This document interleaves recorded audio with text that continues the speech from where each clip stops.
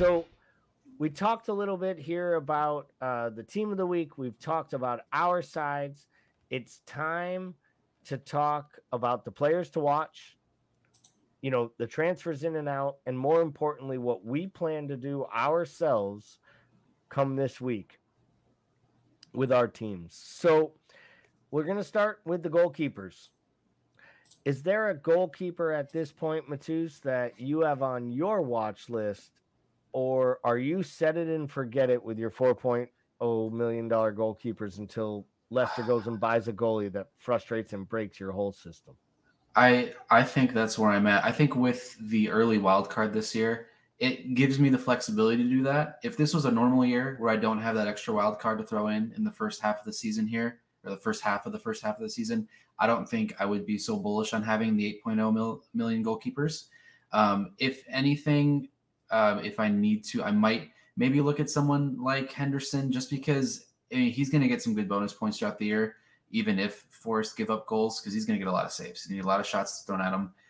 And I do like the Sanchez pick as well. He's someone that I thought about. But for goalies, I'm the type to really set and forget when it comes to keepers. And right now, I'm comfortable with sitting with Brandon Rodgers' terrible decision making in the second half. So be it. I am also a set it and forget it keeper guy. A few years ago, I picked a keeper, started the year. I played him all year, and I never switched him all year long. He started every match, and it was fine for me. I like having a keeper and a backup, so if they don't play, you know that you're getting the 2 points, even if the backup stinks. But I kind of am kicking myself, I won't lie, because I have $500,000 wasted at different spots that I could have dropped down, and I really wanted Mendy, and Chelsea has really good fixtures, and seeing how Tuchel set up makes me think he's trying to win every game or every match this year 1-0 on penalties, like on a penalty.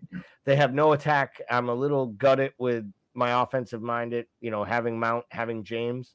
We'll see where that goes, and I may have to make those moves if it doesn't fix quickly, but they have such great fixtures. So from a keeper standpoint, Mendy for me is right up there. And I think Ramsdale, the whole purpose for me not having Ramsdale was that I think there's too many better Arsenal assets that you can have. Like, I think Arsenal is a team you have to look at as almost like a double to triple up.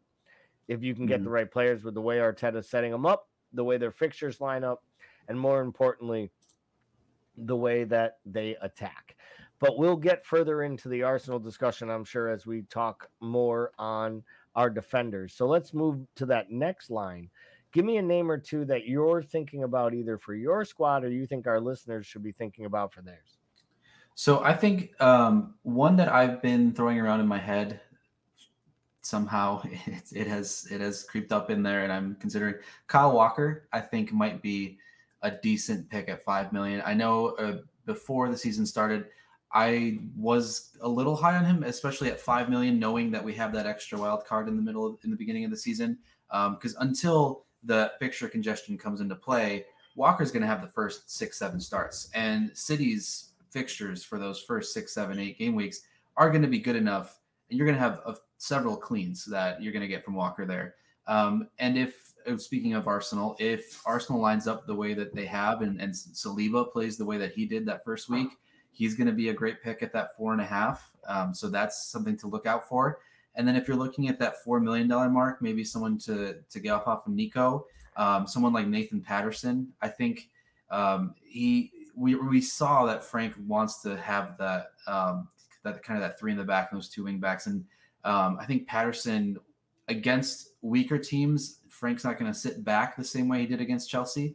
Then kind of open it up a little bit. And I think you've got some decent opportunity to let Patterson grow in that sense. So those are kind of 3 that I'm keeping my eye on, and Walker, especially to bring in for this week, because Perisic doesn't seem like he's going to be playing as much as I thought he would. And then Conte kind of has this fullback roulette now. Same with Pep's midfield roulette, right? We've got Conte now with Sessegnon, with Royale, with Perisic, and it's kind of, it's like, who's going to get the start this week? And so I think for the time being, until Perisic is really nailed, someone going down from Perisic, someone like Walker, for me might be the move that I go for this week. Yeah, I like to shout about Saliba. Anyone listen to the EPL show? That was my actual stud of the week. Like I singled him out as the Mhm. best player in the Premier League this weekend because of the impact he had both for them in the match and for his club. And I think it changes things if because honestly, I hate Ben White, but Ben White was a really, really effective right back because of how Saliba was playing. And Mhm. if that happens and they have Zinchenko bombing on the left, I think Zinchenko is an easy one. I think you mentioned Trippier earlier. Yep. Um, I'm very bullish on Newcastle. I think if things break right and um, a striker we'll talk about later stays fit and healthy all season long, I think Newcastle could crash Europe.